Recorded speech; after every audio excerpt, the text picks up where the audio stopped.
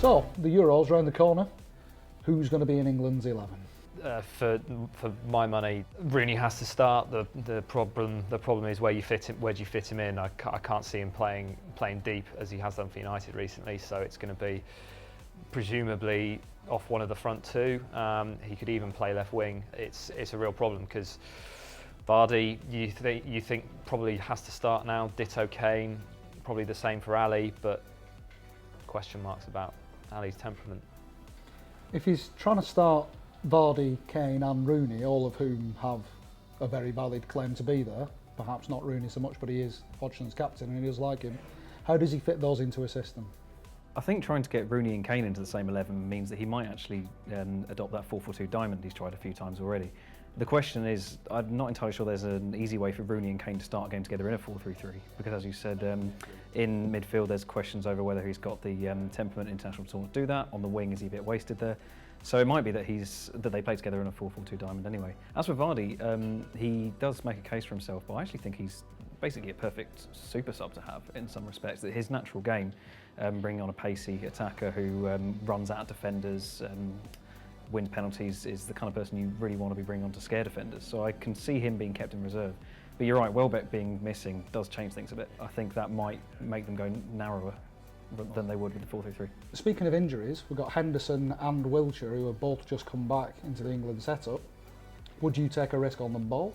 Wilshere, rightly or wrongly, Hodgson feels offers something different. I think I tend to agree with him. You know, someone who can carry the ball very, a dribbler basically, which England don't necessarily have. They have a lot of talented footballers who are quite athletic and pacey, but none who can quite do what Wilshere is capable of at his best. Speaking of players with pace and dribbling ability and power, Gareth Bale leads us neatly on to Wales.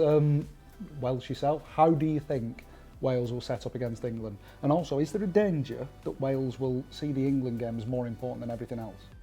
I don't think they'll consider it above the other matches as so. A lot depends on what happens in the first game against Slovakia, but they'll probably, because they'll line up in a 5-3-2 or the 3-5-2 that's worked so far, Bale will be given basically almost a free role to run at them with players working around him.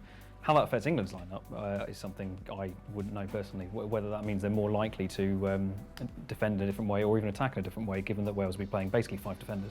I mean, from my point of view, it seems that with a narrow diamond in midfield, you're always prone to width down the side. Football is about where the players are, where the space is.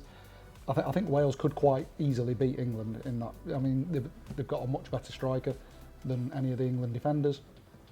Very possible that Wales will really annoy England by winning, but also get too carried away with that result and not concentrating enough on the other group games. How far are you expecting Wales and England to get?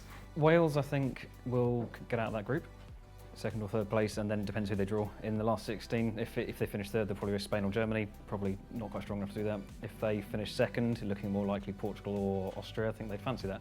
England, I think, can definitely get to the quarters and probably even the semi-finals, depending on who they draw.